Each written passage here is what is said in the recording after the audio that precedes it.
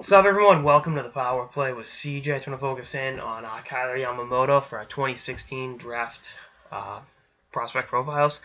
Definitely one of the more intriguing players in this draft. Plays for the Spokane Chiefs from Spokane, Washington. Tyler Johnson, small forward too. So let's make the Tyler Johnson comparisons. Different players, and I'll get to that in a second. But I love his craftiness and his ability to create offense through just shiftiness and, moving side to side, moving laterally, and, using his vision to set up teammates. I mean, he's a late 98.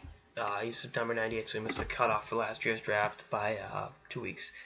Went to the U18s with the U.S. last year and had 13 points in 7 games. I think that's a good stat line. I'll have to check my math, guys. I'm not really great with the whole counting and stuff. But, again, you look at what he's been able to accomplish despite not being the biggest guy out there, and it's like, holy shit, he'll probably be a top 10 pick this year, maybe top 5.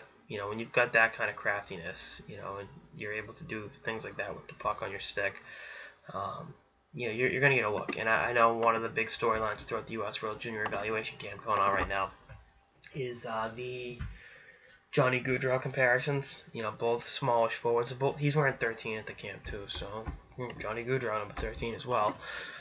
But again, I think he's going to be a guy that, maybe 5, 10, 15 years ago wouldn't have gotten as long of a look because of his size.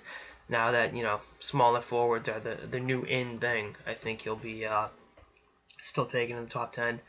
Again, he had 71 points in 57 games last year, and then in his rookie year in the dub in 14-15 had 57 points in 68 games. So he's able to put points on the board. He's done it in the CHL. He's done it at the international level.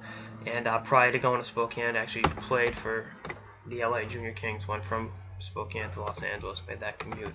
So, there's definitely a great pedigree there, and I think he's going to be a player you hear a lot about in the next, year or so, 10 months, because his offensive capabilities are that good. And, quite frankly, anytime you can infuse creativity into your lineup, you're doing pretty good. His brother, Keanu Yamamoto, that's an awesome name.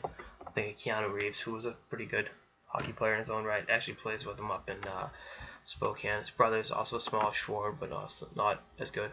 So, that's why his brother was undrafted. And Kailer is going to be a top 5, top 10 pick. And again, creativity like that, no matter how big you are, how small you are, it doesn't come around too often. And any chance you can add that to your organization, you got to go ahead and do it. So we'll see what happens, but again, I would be shocked if he's still on the board when the 10th pick comes around in the 2017 NHL entry draft.